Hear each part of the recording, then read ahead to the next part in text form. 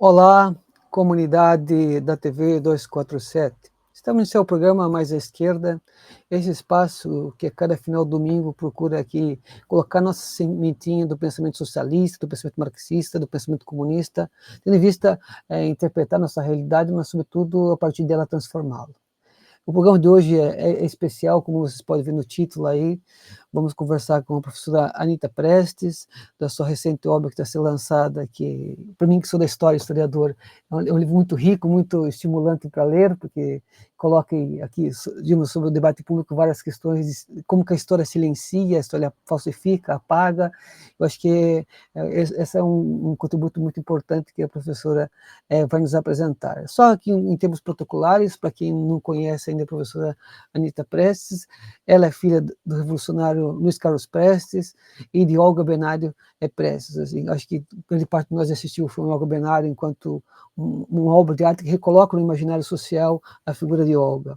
É doutora em História Social, professora Federal Fluminense, e também é professora de pós-graduação de História Comparada na Universidade Federal do Rio de Janeiro. Então, professora, sem mais delongas, agradeço a sua disponibilidade de estar conversando conosco e aqui dou um espaço para a senhora poder dar uma saudação inicial ao público da TV 247. Bom, em primeiro lugar, eu quero agradecer o convite, né, que sempre é estimulante poder conversar, né, com aí o pessoal interessado, né, imagino que sejam pessoas interessadas, né. O 247 já é bastante conhecida, né, acredito que façam um bom trabalho. Eu, em geral, não tenho tido oportunidade de assistir ultimamente, né, mas, de qualquer maneira, pelo que estou sabendo, e já no passado eu chegava ouvir mais do que assistir, enfim, sei que é uma transmissora de esquerda, né? E isso, na atualidade, principalmente, é bastante importante. Né? Então, estou à disposição aqui, né? Não sei se é interessante mostrar o livro, né? Sim, professor. Eu não tenho ainda presencialmente, a Marina não me viu ainda, então... Acabei de lançar, né, pela Boitempo, essa semana, né? E vamos falar sobre ele. Né? Professor, eu queria poder começar com uma questão que é, qual que é a problemática historiográfica que a senhora levou a escrever Entre Memórias e História, ou seja, e o que diferencia essa obra que a senhora está a trabalhar acerca de como que a imagem do Luiz Carlos Prestes foi construída e as suas biografias anteriores acerca do Luiz Carlos Prestes. Se você pudesse diferenciar essas duas obras, acho que seria um ponto interessante de partida para nós dialogar mais sobre a obra. Olha, por favor, fala mais devagar, senão eu não entendo o que você diz. Então, vou falar mais devagar. Então, o que eu queria colocar a pergunta, professora, principalmente o que te diferencia entre memórias e história, ou seja, o que essa obra trata e o que ela diferencia das outras biografias, dos outros trabalhos que a senhora fez acerca do Luiz Carlos Prestes, que eu penso ser um ponto interessante para a gente entender a própria proposta da obra. Sim. Bom, o Prestes, inegavelmente, eu acho que não há dúvida a respeito disso, né? Foi uma figura importante na história do Brasil do século XX. Né? Foi o comunista assim, mais conhecido, né, de maior prestígio no Brasil. Não só porque foi secretário-geral do PCB, mas por toda a trajetória de vida e de atuação dele. Né? Eu tenho várias obras, né, dedicadas a estudar a vida política dele, né, participação política, são 70 anos de atividade política no Brasil e no exterior, em diferentes períodos, né, da história do século XX. E dos comunistas, quer dizer, então não se trata de uma biografia de caráter pessoal, se trata, né, de discutir o papel de Luiz Carlos Prestes na história do Brasil do século XX. E, acoplado a isso, está a questão dos militares. Eu tenho livros especificamente sobre o tenentismo e os militares, né? Lá entre os meus primeiros livros, e a história dos comunistas brasileiros. Quer dizer, então, é todo um conjunto de questões, né, que eu abordo de uma forma ou de outra, né, na minha produção historiográfica, que já vai aí uns 15 livros, mais ou menos, acredito eu. Né? Já são assim, mais de 40 anos, né, que trabalho e com história. Né? Comecei pela história da coluna Prestes, né? Foi minha tese de doutorado, e o livro que, inclusive, foi reeditado pela Boitempo há 2 anos atrás, quando se completaram 100 anos, né, do início da Coluna Prestes. E, enfim, mas já na 5ª edição, feita agora pela Boitempo, na medida que o livro estava esgotado. Bom, esse livro, agora, a minha preocupação foi a seguinte, né? Isso mostrar para o público, principalmente para os jovens, né, para os estudantes, né, enfim, como a burguesia, as classes dominantes, no Brasil e no exterior, né, constrói uma história oficial baseada no anticomunismo e, na medida em que se trata de combater o comunismo, defender os interesses desses setores dominantes da burguesia, né, digamos assim, né, isso, o alvo principal desse combate é Luiz Carlos Prestes, exatamente. Então, a estratégia de combate ao comunismo, né, voltada principalmente para Luiz Carlos Prestes, mas não só, para os comunistas de uma maneira geral, né, eu divido mais ou menos em 2 táticas, né? Uma tática que é a da falsificação. Quer dizer, a falsificação da história, né?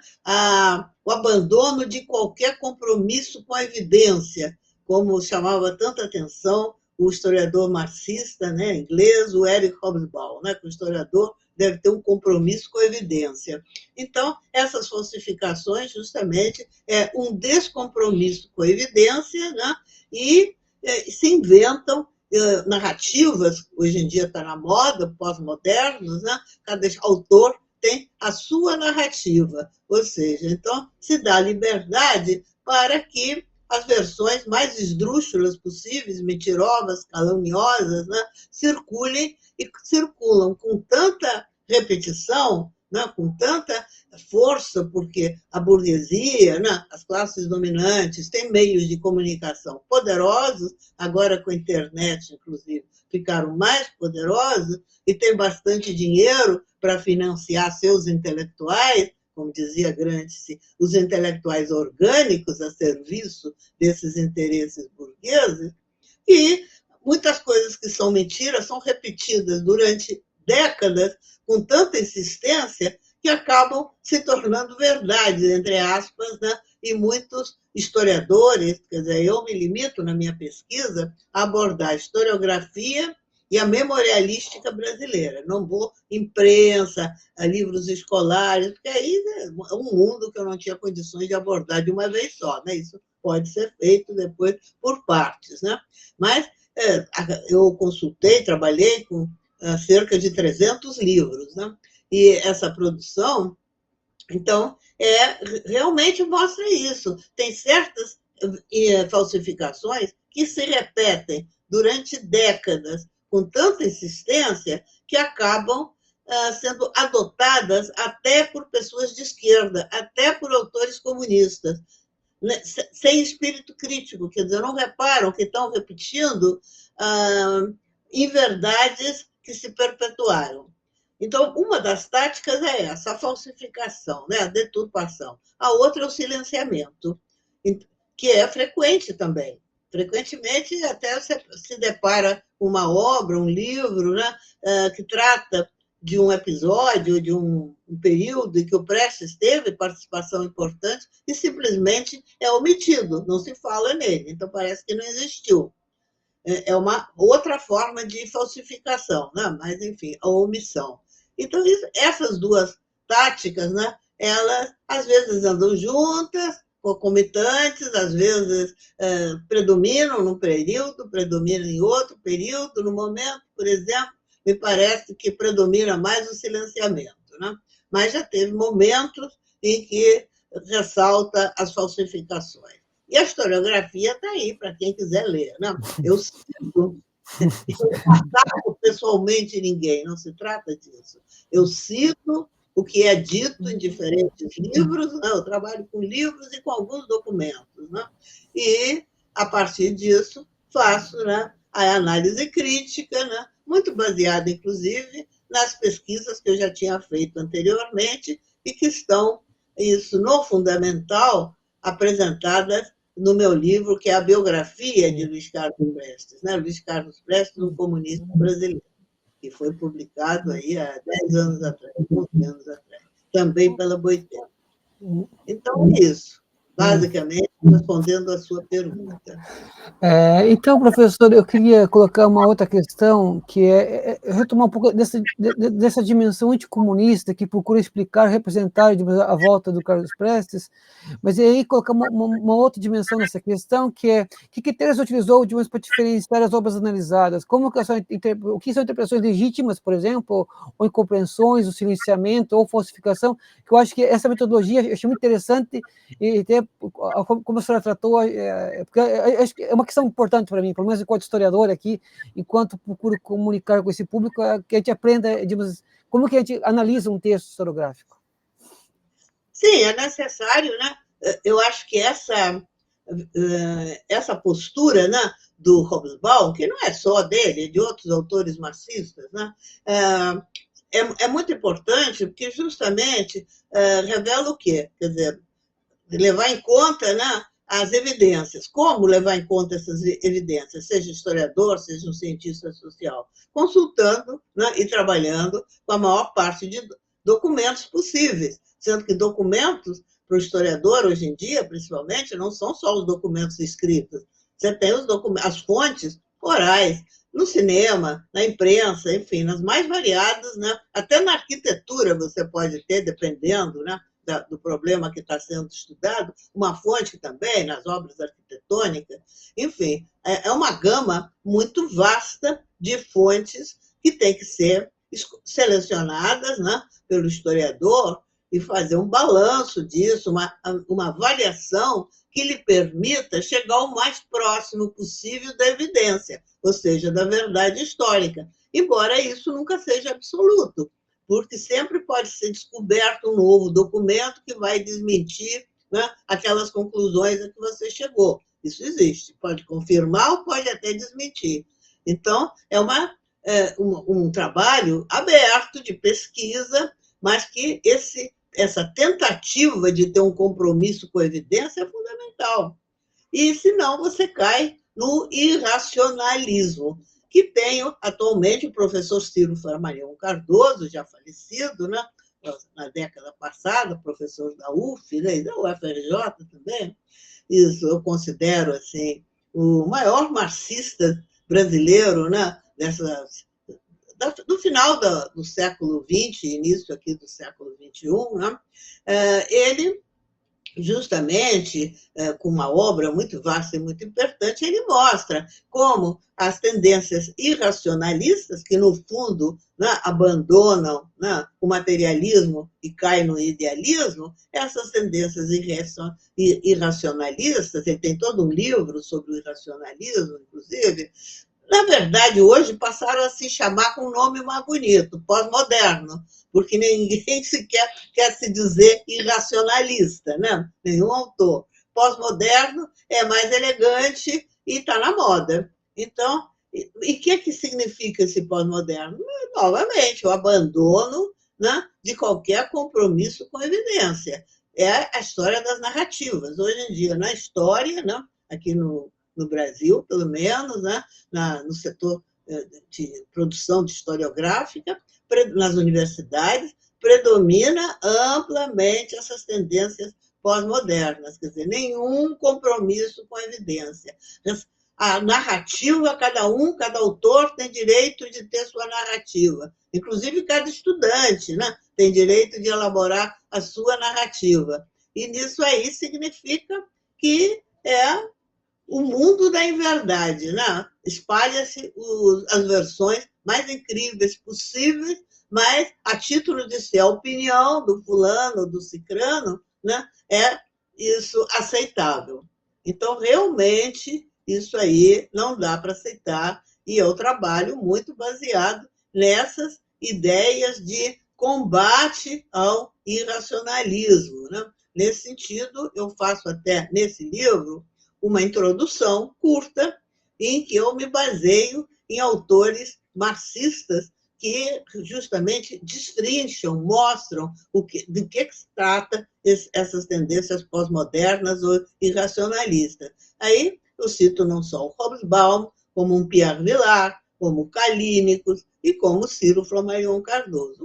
Outros existem também, autores marxistas, e fizeram pesquisas sérias, né, baseadas, né, mais uma vez, na evidência. E, por vezes, você tem até autores que não são propriamente marxistas, mas que fazem pesquisas sérias, né, baseadas na,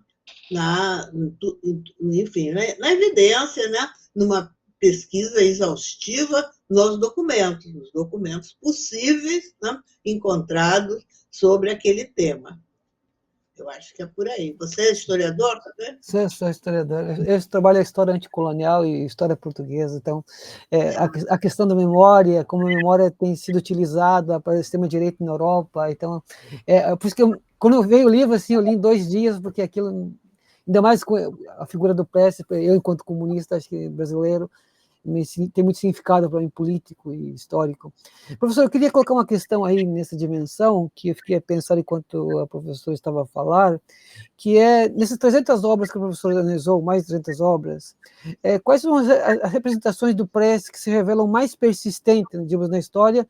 Eu só já dei alguma pista, mas eu queria poder se aprofundar esse elemento, e as mais difíceis de contestar, porque eu acho que essa luta pela memória histórica, o Enzo Traverso até escreveu um livro sobre isso, que eu achei interessante, como que isso tem sido um espaço de disputa muito grande.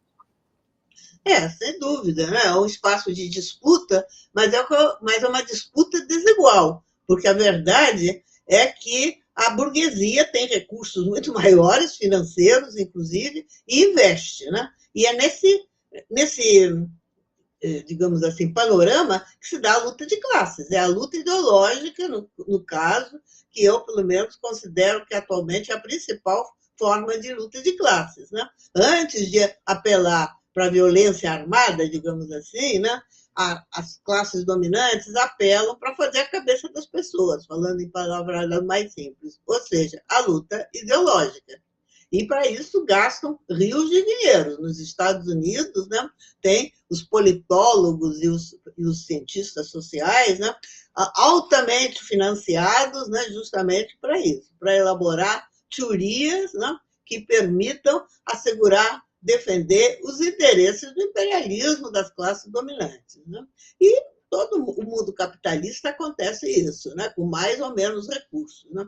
E enquanto as forças de esquerda, né, não têm esses recursos, lutam com muito mais dificuldade. Né? Essa é também quer dizer, sempre estão em condições mais precárias. Mas nós temos, na minha opinião, uma grande aspecto positivo, que a verdade está conosco. Nós estamos do lado, né, mais justo, nós estamos do lado dos setores populares. Né? Quem está interessado em falsificar a história é a burguesia, são as classes dominantes, porque isso interessa para assegurar seus lucros fabulosos aí de milionários, etc. Enquanto os setores populares, a classe trabalhadora, está interessada em conhecer a verdade até para se organizar melhor e lutar melhor. Né? Então, nesse conflito é que nós vivemos, né? E vivemos num embate, eu digo, desigual, né? Sem dúvida. Eu não tenho ilusões a respeito disso. Não tenho ilusões que eu escrevo um livro fazendo uma série mostrando, né, qual é a situação, que eu vou convencer muita gente. Eu sei que isso é um processo. Quer dizer, escrevo mais pensando, inclusive, no futuro, né, na juventude, que vai ficar, né, essa contribuição e que talvez, né, muita gente, muitos jovens principalmente, possam ler e de alguma forma ser influenciados. Mas é um trabalho a longo prazo, né? Eu sei que isso não vai dar resultados a curto prazo. Mas tem algumas inverdades que se repetem assim, de tal forma que, como diziam lá os nazistas, né? Acho que era o Goebbels, ou era o Goering, eles diziam, né, que uma mentira repetida muitas vezes acaba virando verdade. É isso. Você veja, Intentona Comunista de 1935. É algo repetido com tamanha insistência que até um autor comunista importante, que eu respeito muito, como Nelson Werneck Sodré, intitulou um livro dele A Intentona Comunista. Embora o conteúdo do livro seja bom, seja um livro, né, que mostra a luta, que foi, né, a luta antifascista, né, em 35, da Aliança Nacional Libertadora, etc., ele não se deu conta, me parece, né, da carga ideológica que tinha esse termo, né?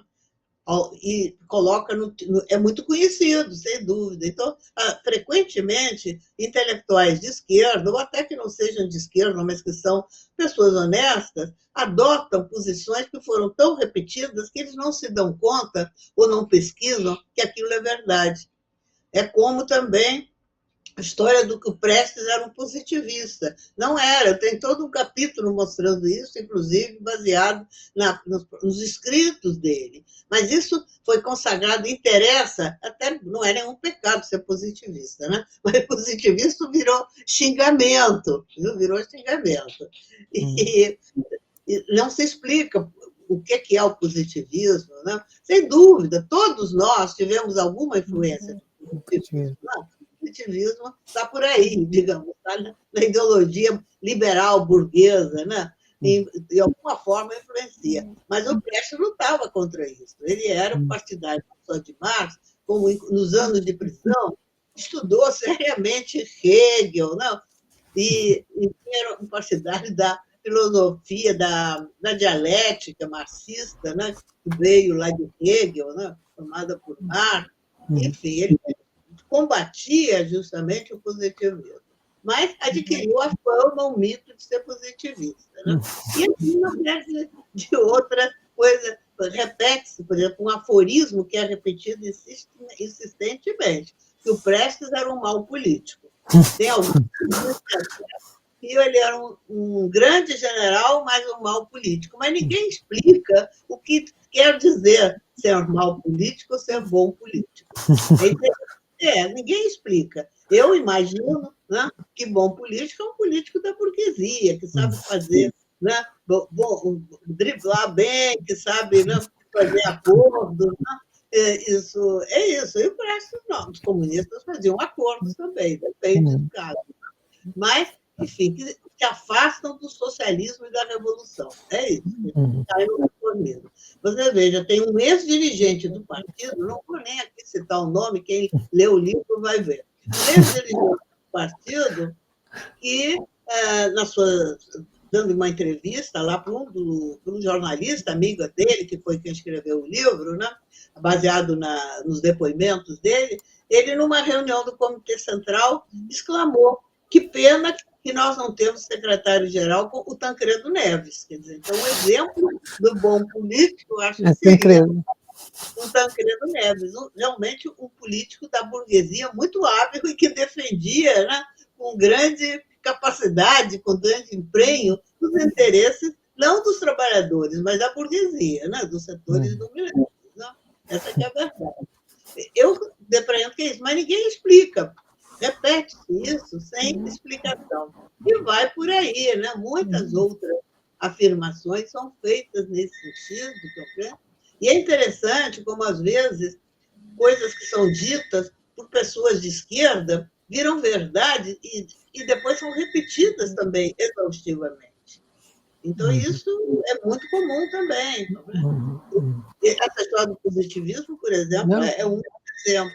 É repetido por muitos autores, até marxistas. Lincoln Seco, né? É uma pessoa que tem muito respeito, mas isso eu acho que eu discordo um pouco dessa posição dele, da Rio. Professora, eu vou contar, quando eu comecei a ler o livro, e eu encontrei essa citação que a senhora coloca de uma carta, acho que é a sua mãe, se eu não estou enganado, em que ele fala que Hegel é um gênio. Eu achei aquilo tão... Porque eu venho de uma formação filosófica hegeliana, então aquilo... Porque são coisas que eu não sei do Prestes, por exemplo. Então, para o seu trabalho, eu acompanho. Não, aqui, tem toda essa imagem do positivismo que se construiu. No fundo, o positivismo é uma corrente política que deu vários frutos. Né? O positivismo teve a sua fase emancipatória do ponto de vista da política, mas não da epistemologia. Né? Então, fiquei muito contente com essa parte, logo no começo, se eu não estou enganado, que acho isso foi muito mesmo, fiquei mesmo contente. Falei, olha, isso aqui eu vou divulgar, coloquei o pessoal para divulgar.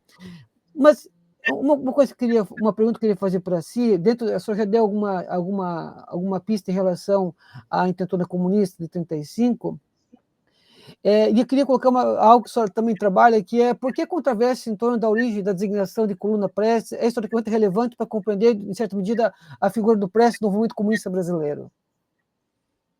Olha, realmente você fala muito depressa, me escapa. Me Não. repete, por favor. Peço desculpa, professor, é que, ao final do dia, eu já falo com a pronúncia misturada. Então, a pergunta que eu queria fazer para si é, por que, em certa medida, existe uma controvérsia em torno da origem da designação de Coluna Prestes? E aí, para mim, Ah, ela é historicamente relevante porque compreendeu o papel do Prestes no movimento comunista brasileiro, ou seja, como que essa designação vai impactar no próprio movimento e a figura do Prestes enquanto líder político no Brasil, na história brasileira. a coluna Prestes, né? Você veja, é uma das coisas que eu mostro aí, como surgiu, né, essa denominação de coluna Miguel Costa Prestes. Miguel Costa Quer Prestes. dizer, isso, hoje em dia, não só a minha pesquisa, como de outros historiadores, revelam a coluna Prestes nasceu ali no noroeste do estado do Rio Grande do Sul e já saiu do Rio Grande do Sul, está mais do que comprovado por toda a documentação, com o nome de coluna Prestes, conhecida como coluna Prestes.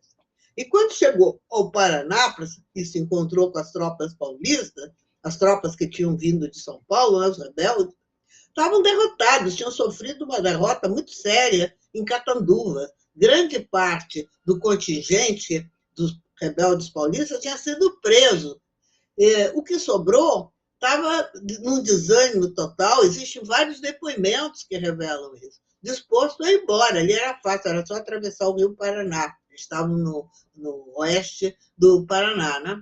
E a coluna Prestes, que chegou do sul, ele disse, não, o Prestes falou em nome da coluna, né? Nós vamos continuar a luta, quem quiser vai conosco. Aí o Miguel Costa, que era uma figura honesta, disposto a continuar a luta, né? Um pequeno grupo de oficiais e tropa também, que ainda tinha restado, né? Resolveram se juntar, né, com a coluna Prestes, foi dado um outro nome de divisão revolucionária, o Miguel Costa foi escolhido para ser o comandante-chefe, até porque ele já era mais velho, né? Ele era uma pessoa respeitada, né? Então ele passou a ser o comandante em chefe e o Prestes, chefe do Estado-Maior. Mas, na prática, quem dirigia a coluna era o Prestes. E o Miguel Costa reconhecia isso. Ele praticamente entregou o comando ao Prestes, porque o Prestes mostrou maior capacidade nesse sentido. E o Miguel Costa sempre reconheceu o papel do Prestes. Então, essa denominação de Miguel Costa Prestes surgiu já depois dos anos 30, depois que o Prestes se tornou comunista, justamente para diminuir o papel do Prestes na coluna. Tem gente, até eu já vi declarações, aí eu cito em algum lugar, que inclusive o Prestes não teve nenhuma importância na realização da coluna, como ele não comandou a coluna, nem teve importância. Não sei se foi isso que você perguntou. Agora, parece que estava ligado com 35, né? Quer dizer, o Prestes, quando chegou, quando ele volta em 35, ele tem um prestígio muito grande. Prestígio esse que vem principalmente da coluna, né? E, nesse sentido, é interessante a declaração escrita, né? Todo um artigo escrito pelo Florestan Fernandes, que eu cito lá no final do livro, né? Em que o Florestan Fernandes justamente captou bem essa característica. Quer dizer, diferente do que geralmente acontece, né, na história do movimento comunista, depois que as pessoas se tornam comunistas, é que aderem à revolução, né, partem para a revolução, para serem revolucionários. No caso do Prestes, ele disse foi ao contrário. O Prestes saltou da revolução para o comunismo. Quer dizer, ele já era um revolucionário que tinha lutado de armas na mão durante todo aquele período da coluna, né, contra o domínio oligárquico, né? Embora os tenentes não tivessem muita consciência de qual era o papel histórico que eles estavam cumprindo, na realidade, eles tiveram um papel histórico importante para abalar os alicerces daquela primeira república e contribuir para a sua queda em 30. Né? A república estava totalmente bichada, podemos dizer assim, e desabou em 30. Então, o Prestes foi isso, ele saltou, como diz o Florestan Fernandes, da revolução para o comunismo. Foi um trajeto original, diferente do que geralmente acontece. Né? Então, ele já era um líder de grande prestígio em 1935. Agora, tinha um problema muito sério, né? Que ele estava há 10 anos, praticamente, afastado da vida política nacional. Primeiro, lá no interior do Brasil, né, que realmente não tinha participação, não tinha nem contato, né, com a política propriamente que se dava nas grandes cidades, né, no Rio de Janeiro, principalmente. Segundo, depois no exílio, né? Primeiro lá na Argentina, no Uruguai, depois na União Soviética. Quer dizer, foi de 1925 a 1935, ele estava fora do Brasil. E naquela época não tinha o sistema de comunicação que temos ontem, né? Pode imaginar, um jornal brasileiro para chegar a Moscou levava meses. Enfim, as informações eram muito precárias. E ainda por cima chegavam informações falsificadas, como foi o caso, né, da delegação da direção do partido, que vai para Moscou em 1934, participar da conferência, e dá informações totalmente, né, nebulosas, não só nebulosas, como falsificadas, né, sobre o que estava acontecendo no Brasil. Né? E o Prestes não tinha como se contrapor, ele não conhecia. E se ele não conhecia, estava por fora da política brasileira, muito mais ainda sobre o Partido Comunista. Ele não tinha conhecimento do funcionamento nem dos militantes e dirigentes do Partido Comunista, porque quando ele entrou no partido só em 1934, lá em Moscou.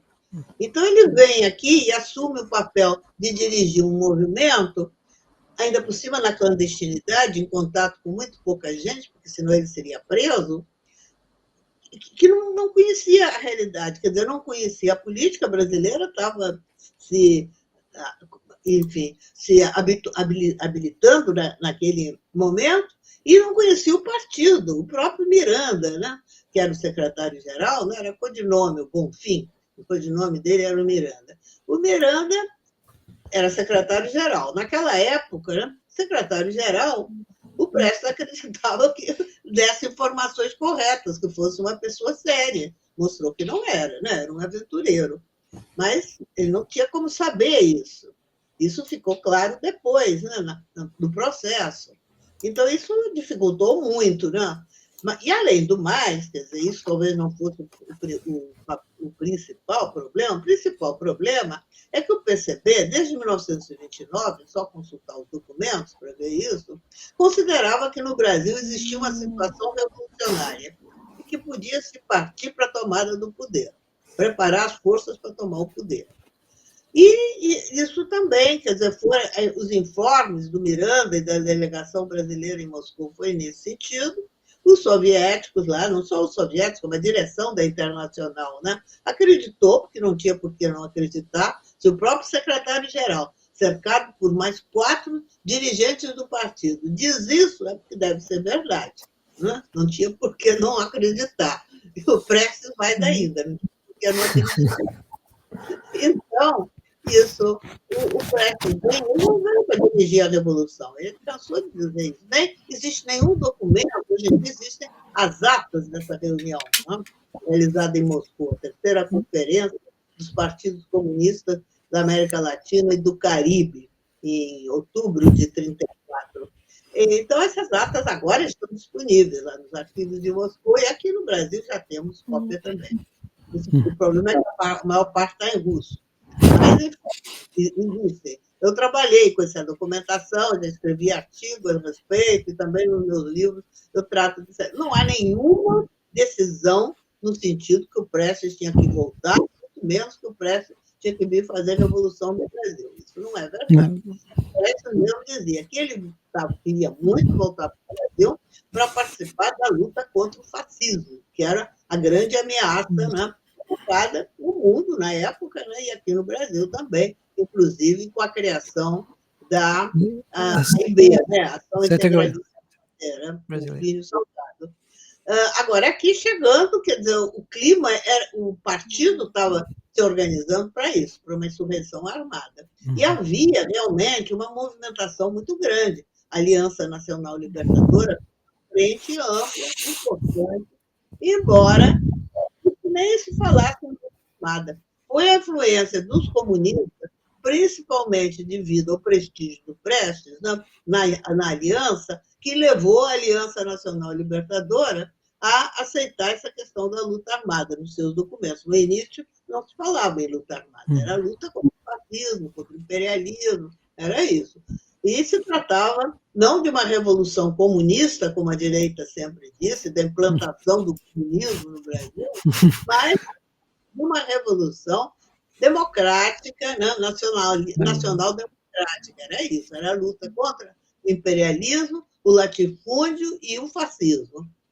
Era isso. Pretendia-se, né, tomar o poder, achava-se que havia condições de derrubar Getúlio Vargas e implantar um governo que era um governo nacional democrático, né, e com esse programa. Não se tratava de socialismo nem de comunismo. Mas não tinha condições para isso. Não havia organização popular para isso. O partido era muito débil, muito pouco influente. A Aliança Nacional Libertadora, mesmo essa sua direção, muita gente não concordava com isso, né? Era a influência do Prestes, que, sendo comunista, agora adotou o programa do partido, né? Então, realmente, uma série de erros foram cometidos, principalmente a falta de conhecimento da realidade brasileira, né? Quer dizer, dois grandes problemas. Muita debilidade no conhecimento do marxismo, literatura marxista aqui no Brasil praticamente não existia, né? Era um ou outro, vinha do exterior, era proibido, nas livrarias, não se, diferente da Argentina, onde se vendiam livros. Aqui no Brasil não existia isso. A repressão sempre foi muito grande, o obscurantismo era muito grande. Isso por um lado. E, por outro lado, o desconhecimento da história do Brasil também não se tinha pesquisa histórica. Né? Os primeiros livros importantes, né, sobre o Brasil vão surgir lá na década de 30, principalmente, né, com o Caio Prado Júnior e o Sérgio Buarque de Holanda. E lá de Pernambuco, o Gilberto Freire, é considerado até um fato isso reconhecido aí na historiografia, né? Esses três autores que deram uma virada no conhecimento sobre o Brasil, né? Já nos anos 30. Mas o que se sabia sobre o Brasil era muito pouco. Eu sempre cito o Astrogildo Pereira, né? Um dos fundadores do PCB, em 1922, um intelectual de valor, uma pessoa muito séria, mas ele mesmo tem uma frase dele, posterior, já lá, acho que nos anos 50, em que ele diz: nós queríamos fazer a Revolução Russa no Brasil. Era isso, era uma empolgação muito grande, né? Importante, né? Com a Revolução Russa, e queria se repetir isso no Brasil, só que o Brasil não era a Rússia, as condições eram russas, né? Então, repetir o que o Lenin tinha dito lá na Rússia, no início do século, não tinha cabimento aqui no Brasil, era outra situação. Mas o pessoal não fazia isso por mal, fazia isso por desconhecimento, né? Então, é um fato, atraso cultural, senão o Prestes, depois, posteriormente, se referia muito a isso, um atraso cultural aqui no Brasil, que tinha raízes históricas, né? Naquele poder daquelas famílias agrárias, né? Grandes proprietários de terras e escravizados, né? Que tinham um pavor popular, tinham medo de repetir no Brasil uma revolução como né, dos escravos, e por isso era sempre muita violência. Todo o movimento popular que surgia no Brasil era reprimido, liquidado, né, com uma violência muito grande. Você vê, o Exército Brasileiro, que surge assim, de uma forma mais organizada a partir aí dos anos 40, né, do século XIX, de Caxias à frente, serviu principalmente para isso, para reprimir as revoltas populares. Não? Caxias ia pessoalmente, né, à frente das tropas, as lideranças populares que se levantavam eram trucidadas, ou enforcadas, ou metralhadas. Né?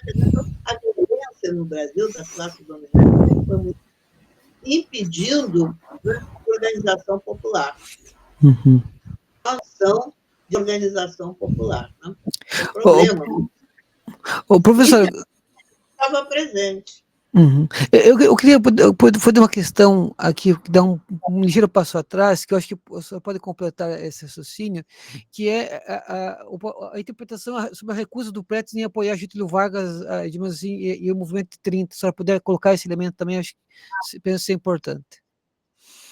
O Prestes entendeu naquele momento o poder estava sendo oferecido a ele, né? O Cavaleiro da Esperança, inclusive as pesquisas existentes, mesmo com documentos da época, revelam que ele era a liderança mais importante no Brasil, muito mais que o Getúlio Vargas, por sinal.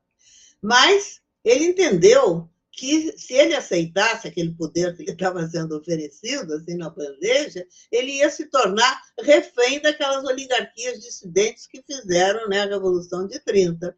E ou bem ele ia ter que se dobrar inteiramente, ou bem iam ser liquidados, ou politicamente ou fisicamente. Inclusive, eu cito aí no meu livro sobre a coluna, depois no livro, eu acho que na biografia do Prestes também, né, o debate, a discussão que ele tem com o Siqueira Campos, que era um dos líderes, né, da coluna, e amigo dele, muito próximo, era a figura mais próxima dele, um cara que o próprio Prestes dizia que era um homem muito honesto e isso talentoso, né, o Siqueira Campos. A discussão que eles têm antes do Prestes lançar o Manifesto de 30, que ele tinha apresentado o Manifesto de 30, de maio de 30, a alguns dos dirigentes, né, da coluna, inclusive o Siqueira Campos. E o Siqueira Campos estava em São Paulo fabricando bombas, clandestino, você vê, ilusão. Fabricava bombas num apartamento onde não dava para guardar, com alguns poucos correligionários, não dava para guardar as bombas no apartamento, ele levava para a mansão de um daqueles líderes do Partido Democrático Paulista, que morava numa mansão, agora esqueci o nome dele, numa mansão ali na Avenida Paulista, podia guardar as bombas para a Revolução, para a tomada do poder. E o Siqueira Campos fez um esforço enorme de convencer o Prestes para participar do movimento de 30. Ele acreditava que seria possível. E o Prestes já não acreditava mais nisso, já tinha se convencido que não havia um movimento popular, uma organização popular no Brasil para lhe dar sustentação, que ele ia ficar isolado. E ele diz isso para o Siqueira Campos. Siqueira Campos dizia, não, eu chego lá, eu mato, eu fuzilo todos eles. Prestes dizia para ele, você está enganado, quem vai ser fuzilado vai ser você.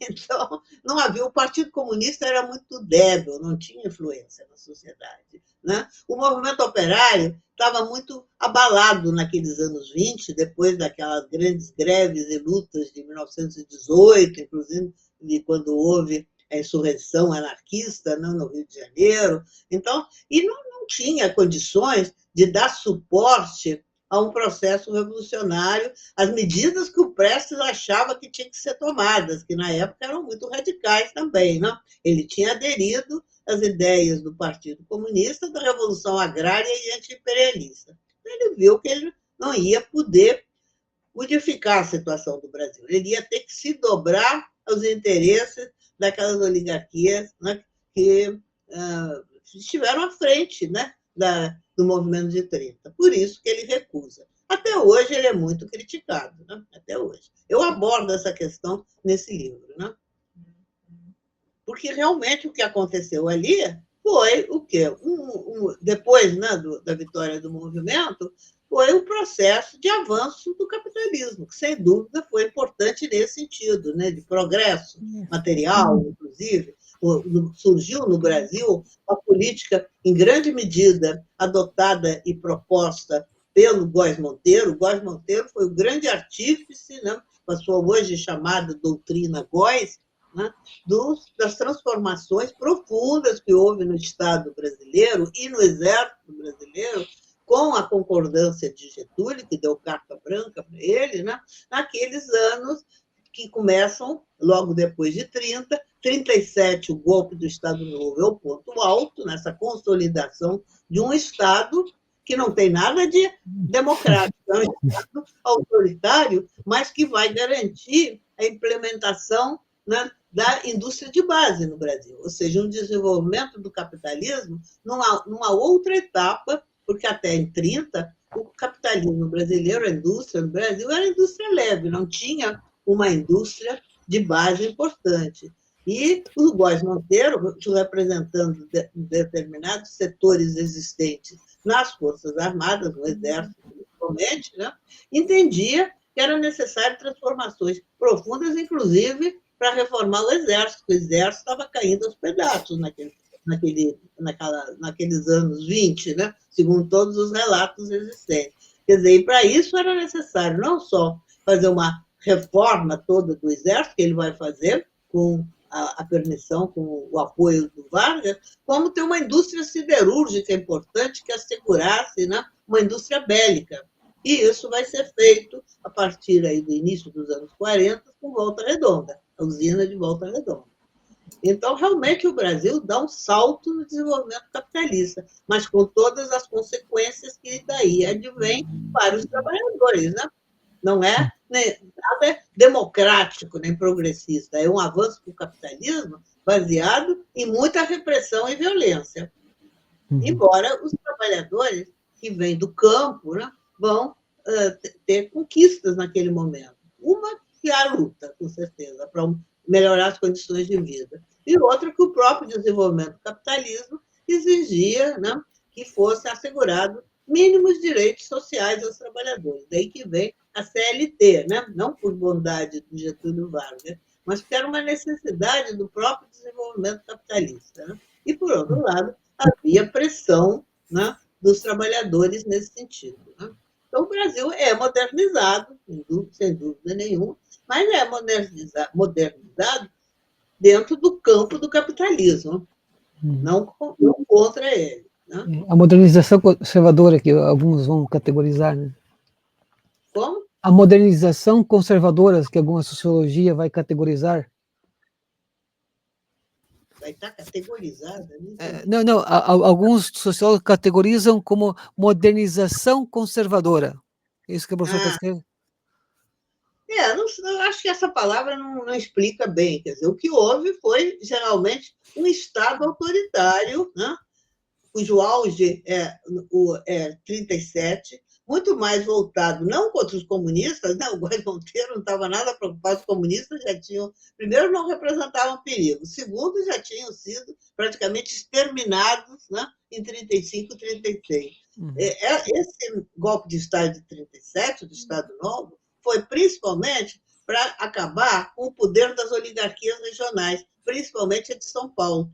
Não por acaso, você vê, logo depois do golpe, 10 de novembro, é feita uma grande encenação, né, uma manifestação aqui no Rio de Janeiro, ali onde é chamada Praia do Russell, em que o Getúlio comparece, né, e ali são o quê? Queimadas as bandeiras estaduais. Então, isso é muito simbólico, dizer, acabar, né, com o federalismo, né, existente, né, desde do golpe lá da República, né? Da República, da Constituição Republicana de 91. Isso desagradou muito, principalmente a oligarquia paulista mais poderosa. Né? Mas o Getúlio e o Góes Monteiro foram muito hábitos. Né? Eles foram conseguindo conquistar todas essas oligarquias regionais para a nova política, com exceção do Rio Grande do Sul. Aí, no Rio Grande do Sul, eles tiveram que fazer uma intervenção militar. O Góes Monteiro foi em pessoa para lá com as tropas, né, para liquidar. E São Paulo já tinha também sido derrotada na Guerra de 32. Né? Isso facilitou também, né, um certo acordo com São Paulo. E foi estabelecida uma política do café, que era o produto principal de exportação, muito competente. Né? Por um lado, cobrava-se impostos dessa oligarquia paulista, o que favorecia, né, justamente as finanças do Estado. Né? Por outro lado, favorecia-se, né, a exportação do café. Não se limitou à exportação do café, se favorecia. Então, houve assim, um balanço de forças, né, um acordo que conseguiu neutralizar esses cafeicultores paulistas, que não ficaram contra o governo do Getúlio, a partir de 32, né? Depois de 32, 33. Então, Getúlio conseguiu dar o golpe, como tem um livro até aqui do Getúlio Vargas, aí, que usa uma expressão bastante feliz. Foi um golpe silencioso, porque não houve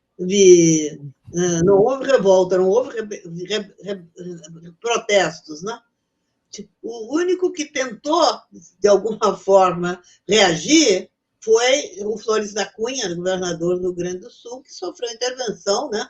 Fugiu para o Uruguai.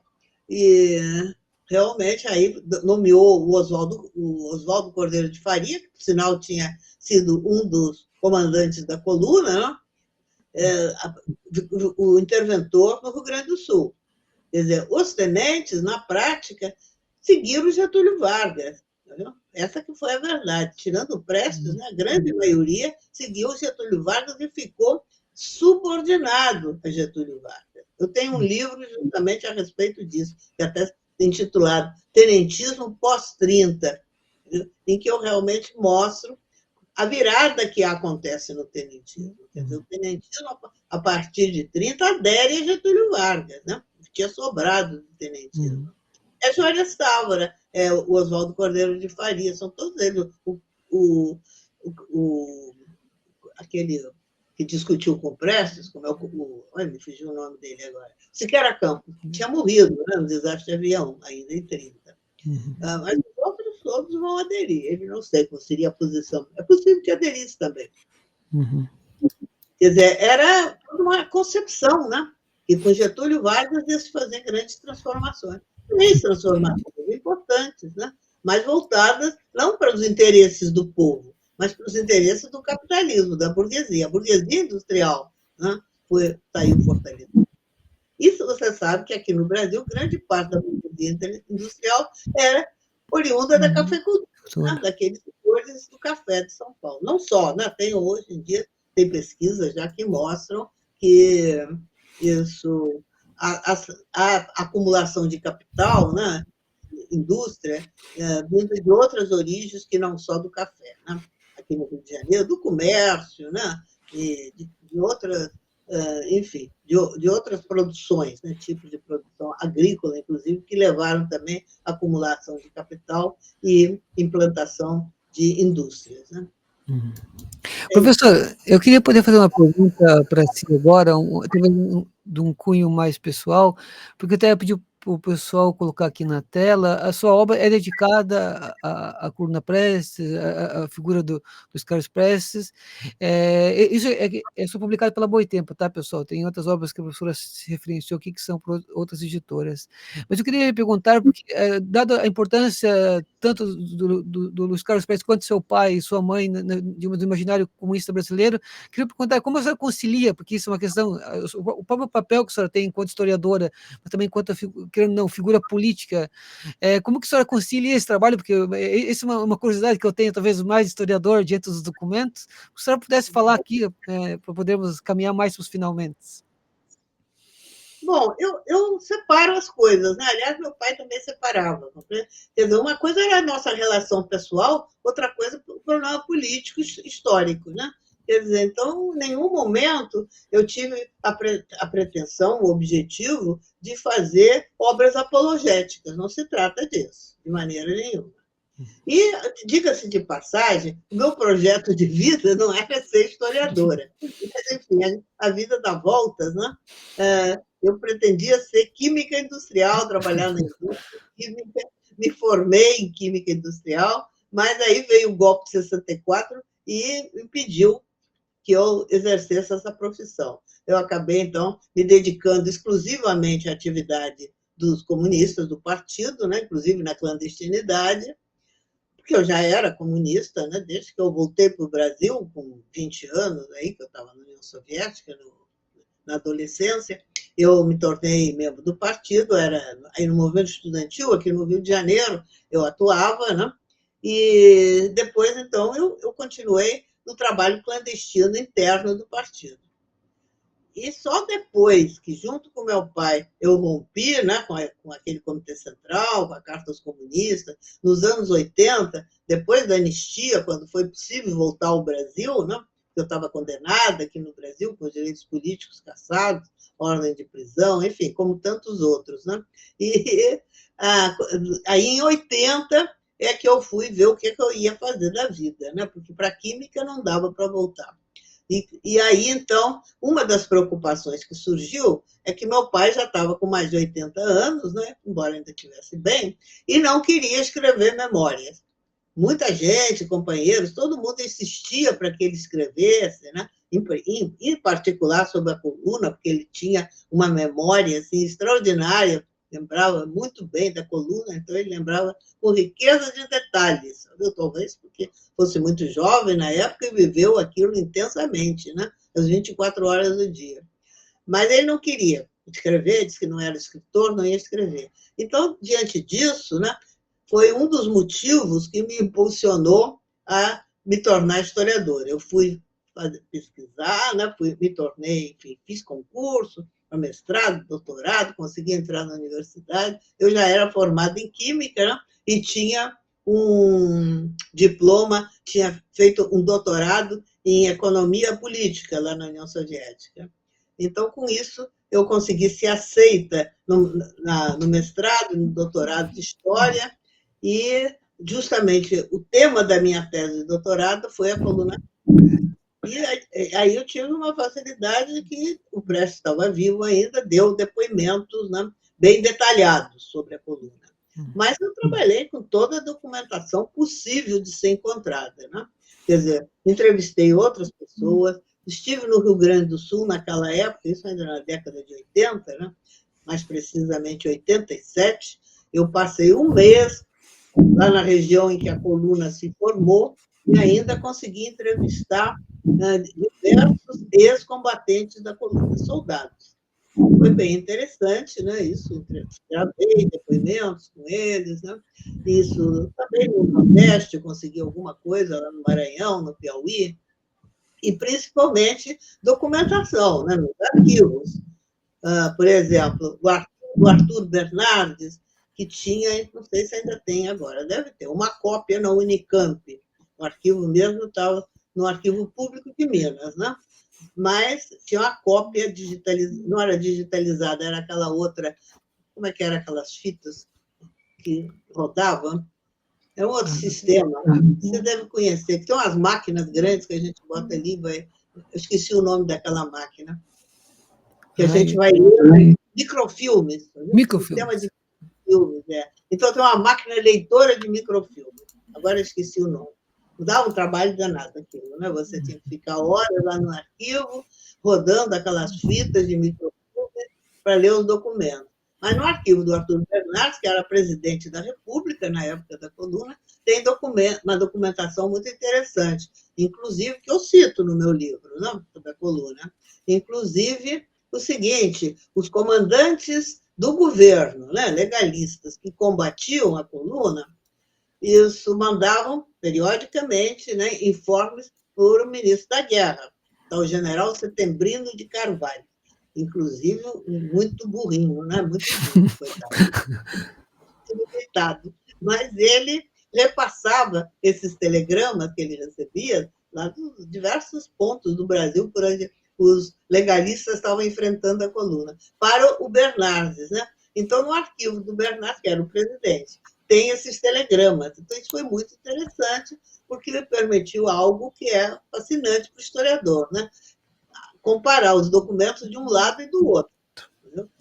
Então, isso foi bem interessante, inclusive alguns desses telegramas, mais interessante, eu reproduzo, né, nos anexos do meu livro. Realmente é muito. Mas eu disse que o ministro da Guerra é meio burrinho. Olha, ele tem uma carta que manda, o telegrama, que ele manda para o Bernardo, dizendo o seguinte: os revoltosos, eles eram chamados de revoltosos, né? Não, é impossível derrotá-los, porque eles fogem o tempo todo. A tática da guerra de movimento driblava o tempo todo as tropas do governo. Mesmo assim, né, houve 53 combates no percurso da coluna. E 18 generais foram derrotados nesse processo. 18 generais do exército brasileiro. Isso foram fatos que, na época, se tornaram muito conhecidos. Depois andou sendo discutido, né? E eu resgatei muita coisa a respeito disso. Isso. Então, eu consultei uma documentação muito vasta, isso consta aí dos documentos, né? Quer dizer, consta da bibliografia do livro, né? E a partir disso foi possível escrever a tese, né? E muita coisa escrita também, livros publicados, não só do Lourenço Moreira Lima, que foi o escrivão da coluna, né? Que é muito interessante, né? Como de outros participantes, o próprio. Tem outros participantes, tem não só o Juarez Távora, como de vez em quando me foge o nome aí. E, enfim, o Oswaldo Cordeiro de Faria deu depoimento também para o CPJ, para o Senal. Enfim, existem vários escritos e os participantes, né? E tudo isso permitiu juntar uma documentação e escrever a tese. Foi isso. Depois, respondendo a sua pergunta, você vê, a banca que julgou a tese, lá na Universidade Fluminense, né, considerou realmente elogiou muito o fato de eu, como filha do Prestes, né, ter justamente uma posição distante, né, não de apologia do pai, né, e do próprio Prestes ter colaborado, né, sem exigir nada, quer dizer, dando só as informações, né, que ele dispunha, que eram muito ricas, né. Eu adquiri, na época, eu me lembro, os mapas do BGE, mapas do Brasil, do BGE, que são mapas grandes, né, muito detalhados, já nessa época já tinha, década de 80. E aí, junto com ele, nós fomos estudando cada percurso da coluna, porque tanto um autor do Rio Grande do Sul, um jornalista, Dias Ferreira, que escreveu um livro também muito interessante lá sobre o início da coluna. É um livro, foi um contemporâneo dos acontecimentos. Como Lourenço Moreira Lima, eles não eram militares. Então, alguns detalhes, algumas coisas da tática da coluna, eles não percebiam. E aí o Prestes foi corrigindo muita coisa. Ele foi vendo os mapas dos trajetos, ele lembrava de tudo aquilo. Era surpreendente como ele tinha boa memória para todos aqueles nomes das cidades. Muitas cidades foram mudando de nome, não tinha mais aquele nome, né? Então, foi possível fazer um trabalho assim, o mais próximo possível da evidência. É claro que sempre pode surgir coisas novas. Agora, nos últimos anos, foi interessante que tem um jovem historiador lá do Rio Grande do Sul, né? Santo Ângelo, até, que é uma cidade, né, importante na formação da coluna. Isso, onde começou o Levante, né? E esse historiador jovem, ele teve possibilidade de consultar documentos que se abriram depois que eu pesquisei, que foi documentos da polícia do Rio Grande do Sul, na época, que tomou depoimentos de moradores locais depois que a coluna partiu, logo depois. Então, muitos moradores lá de Santo Ângelo e de outras daquelas cidades, né, foram chamados para depoimento e deram seus depoimentos. Os depoimentos são muito interessantes e confirmam coisas que eu já tinha dito no meu livro. Mas, de qualquer maneira, é uma nova fonte que surgiu e foi utilizada por esse historiador. É o cruzamento das fontes, como a gente chama na história, né? Então, é isso que enriquece e fortalece as suas teses. Professor, o nosso tempo aqui está a se findar. Eu queria agradecer mais uma vez a sua disponibilidade em estar aqui conversando com nós da TV 247. Peço desculpa se falei muito rápido no começo, agora estou tentar falar mais devagar, mas eu queria retomar poder acabar aqui com uma frase que a senhora até citou do Florestan Fernandes, que eu achei muito interessante, sintetiza um pouco também daqui do seu trabalho e um pouco o zeitgeist do tempo, que é: a vida de Luiz Carlos Prestes atravessa a história do Brasil e marca dramaticamente os limites da atividade libertadora, nacionalista e revolucionária. tornou-se herói antes de afirmar-se como símbolo das possibilidades revolucionárias frustradas. E foi sua lenda que levou os comunistas até ele. Eu acho que Florestan foi muito feliz, pelo menos no meu entender, sintetizar um pouco da trajetória da figura do Prestes. Então, também deixo cá um espaço para a sua saudação final e como esse é um espaço que procura estimular as pessoas a ler, a leitura, divulgar livros, então, peço que a senhora também deixe uma mensagem nesse sentido. Muito obrigado, professora.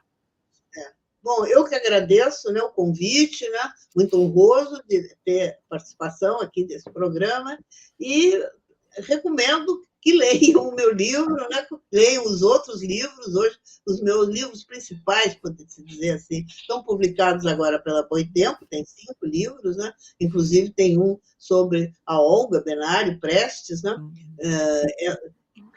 abriu-se nos últimos anos, nos últimos 10 anos, né, o arquivo da Gestapo, que está digitalizado. Então, eu trabalhei com esse material e surgiram muitas informações novas a respeito dela, né, da vida dela lá na Gestapo, né, presa. A Gestapo é a polícia da Alemanha, da época, né, do nazismo, e do comportamento dela diante da repressão, da firmeza revolucionária dela, né? Então, coisas que o Fernando Moraes não teve acesso quando escreveu o Olga, né? Foi, então, assim, um complemento ao livro do Fernando Moraes. Mas, enfim, que leiam, principalmente eu faço esse apelo aos jovens, aos estudantes, né, que na sua formação, né, principalmente aqueles, evidentemente, que estão ligados à história, às ciências sociais, né, e na sua formação considerem, né, não só a história oficial que lhes é apresentada, mas também, né, a história da rebeldia, da luta revolucionária, dos trabalhadores, né? É isso que é importante conhecer também. Então, é isso. Obrigada. Muito obrigada, professora. Tudo correu bem consigo. E, pessoal, até domingo que vem. Tchau, tchau. Tá bom. Então, tá. Muito obrigada.